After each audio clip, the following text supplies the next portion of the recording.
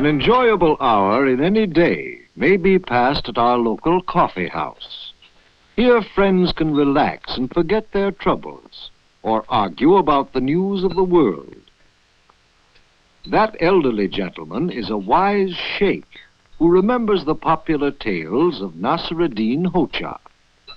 And just coming in the door is Burhan, an earnest young man who lives nearby.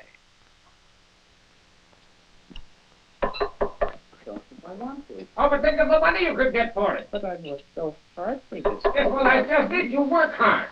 Why not? How long do you work every day? Could I trouble you for some coffee? Good afternoon, Hamid. I don't see anything good about it.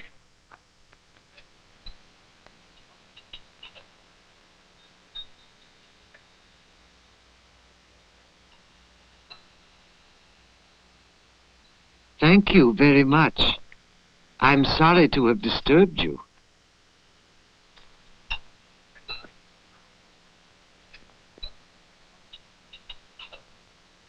$15, 20 hours a day, and for what? Well, I own part of it. Our waiter seems troubled, Effendi. By a certain young radical, I'm afraid.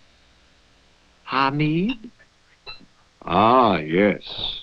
Hamid has been trying to persuade our good waiter to sell his partnership in this little coffee house and work for a new cause, for a new kind of society in which the government would own everything and guarantee good times and equal working hours. But the waiter has worked years for what he has.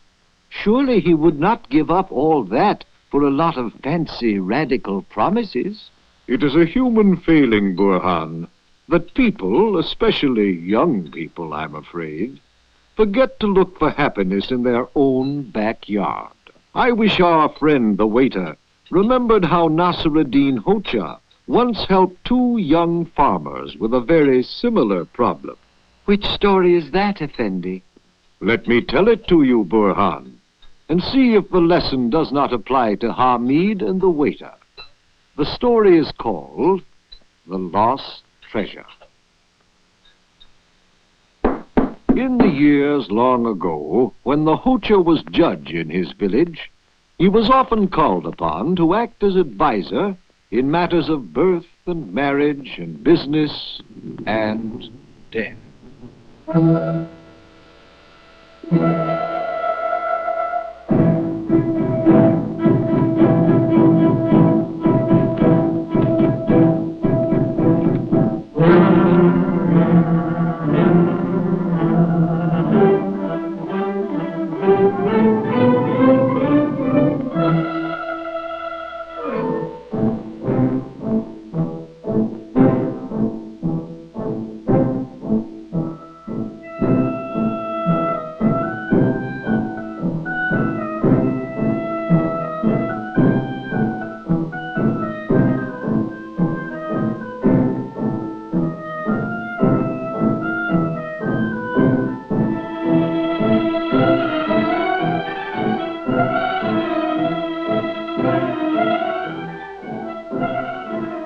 Once, an old farmer who lay waiting for death to take him begged the Hodja to help him write a last will and testament.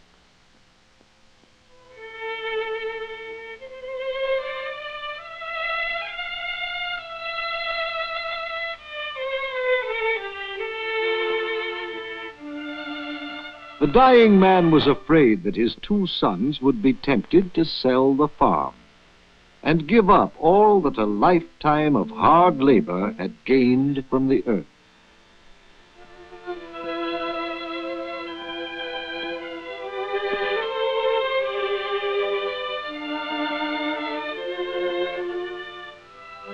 The Hodja thought deeply about the wisest way to meet this problem, and then, taking up his pen, began to write a last will for the old man to approve before he shut his eyes forever.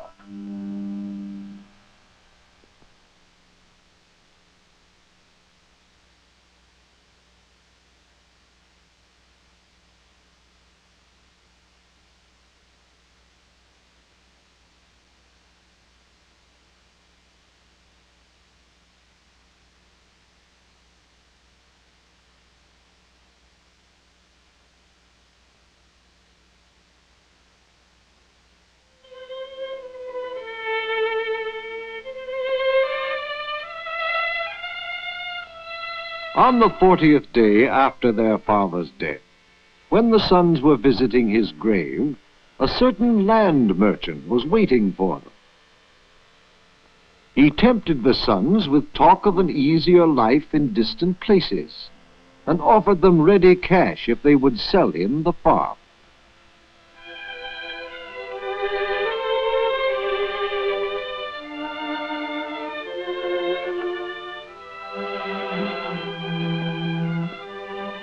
As was the custom in those days, an official seal was necessary on all documents.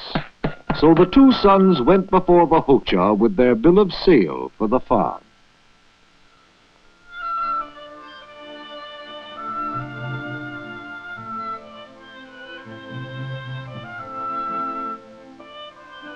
Nasreddin Hodja was saddened by the readiness of the young men to sell their heritage, the farm for which their father had worked so hard. Before he approved the sale, he asked them to listen to their father's last message to them. My two good sons, in my last words, I must tell you that there is a great treasure buried on the lands of our farm. Do not let anyone steal that treasure from you. And upon hearing this, the sons had only one desire: to rush back to their farm and start working the land as hard as they could to find the hidden treasure.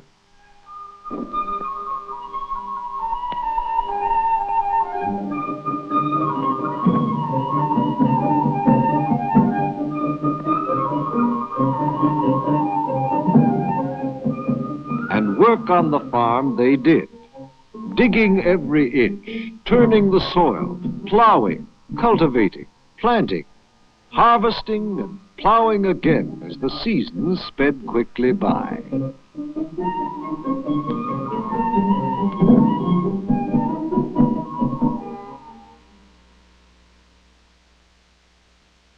But after 2 hard years, the sons felt tired and disappointed because they had found no buried treasure on their farm. In an angry temper, they returned to Nasreddin Hodja. There is no treasure buried on our fields, Hodja. We have looked everywhere. The truth is that in his old age, our father foolishly believed in something that did not exist. Nasreddin Hodja listened patiently for a while, and then asked the sons to come with him for one more visit to the farm.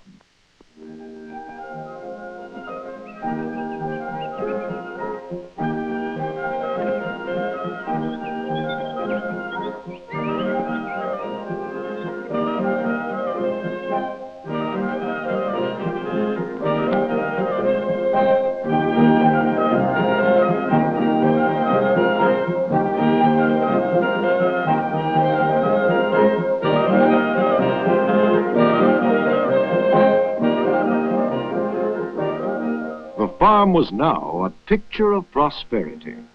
In their years of hard labor, the sons had taken bountiful crops from the land, improved the buildings, and started families.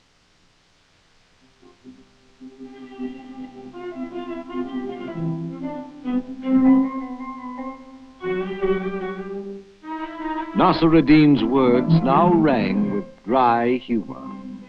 Did the sons actually believe that their dying father had lied?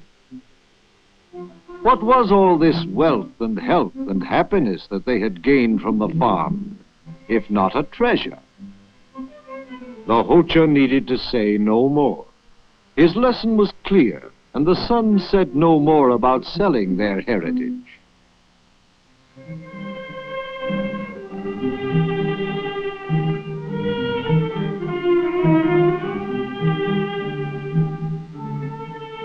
Luckily for them, they had found their treasure before they had lost it for good.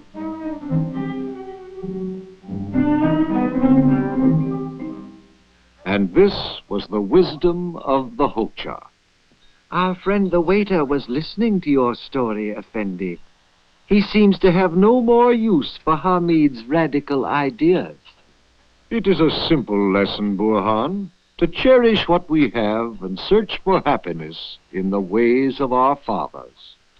But unfortunately, too many people today do not recall the wise teachings of Nasreddin Hodja.